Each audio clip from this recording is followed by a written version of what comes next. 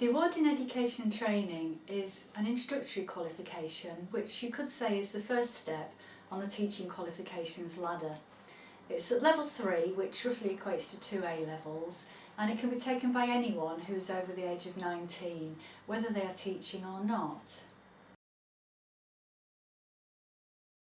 Anyone can take it. You don't have to be currently teaching or training, therefore it's ideal for anyone who's thinking about teaching in what we call the further education and skills sector. Even if you just want to find out what it's like to teach before taking the plunge and going into a teaching career. You'll learn about the roles and responsibilities of a teacher, which are very varied. There's lots of things that you have to do when you're teaching, and that's not just teaching or training, it's all the administrative work as well that you need to be aware of.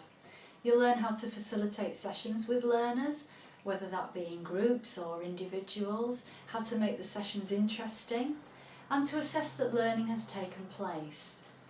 And it takes about 48 hours, which could consist of time with a teacher, time with your peers, time on your own, perhaps doing assignment work. And those hours are spread out, so you might attend evening classes or do it in a different format such as distance learning. However, you have to deliver a short session which we call a micro-teach session as part of the course. And that's a great way to put theory into practice, and you usually deliver that to your own peer group. You must complete some assignments, and I've produced a short video if you're interested about the micro-teach session. The book covers all aspects of the teaching, learning and assessment cycle, and there's some more videos on those if you'd like to view them another time.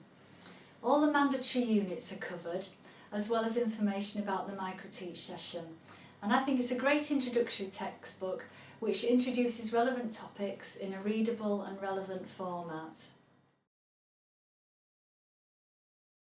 I tried to write the book in plain English so that anybody new to teaching or training could pick it up and hopefully understand what I was trying to convey.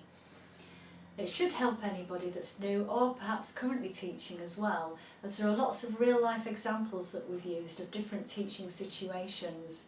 I've also put short activities in there as well, which you can read through and have a go at yourself to help put theory into practice.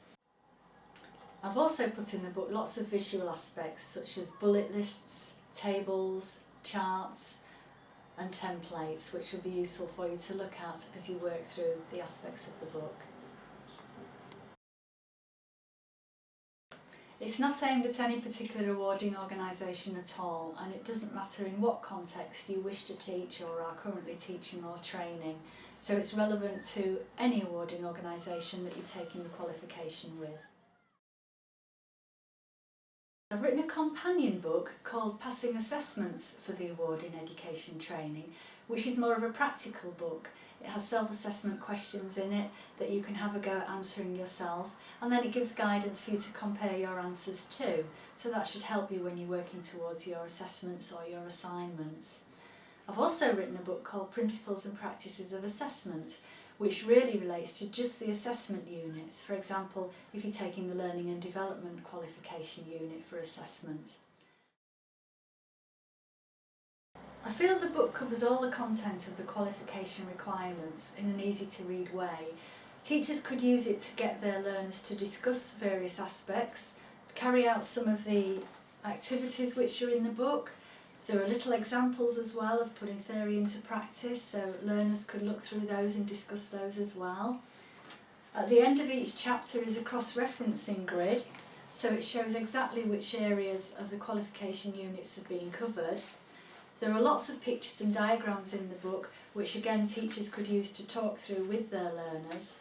And the back of the book there's a very comprehensive index which is really useful if you're perhaps working on a particular topic and you don't want to go through the whole of the book to find it. Go straight to the index and then you'll know which page to go to.